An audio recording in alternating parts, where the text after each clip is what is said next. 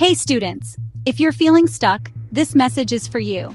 Life can be hard, but guess what? You're tougher. Remember, every problem is a chance to learn and grow. When you feel like quitting, think about your dreams. Think about the person you want to be.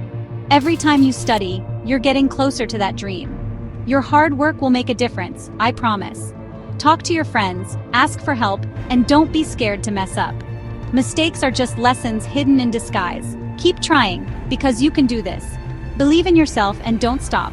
Your future is amazing and you can do incredible things. Remember, the best is still coming.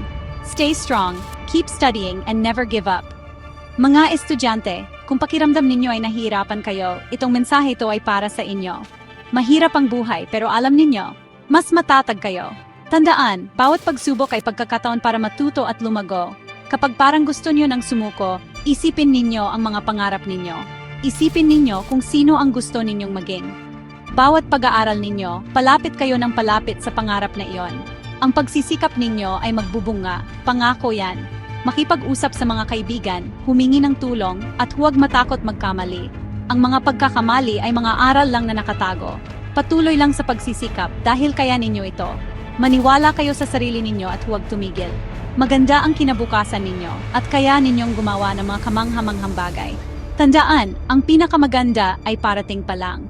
Manatiling matatag, mag-aral ng mabuti, at huwag sumuko kailanman.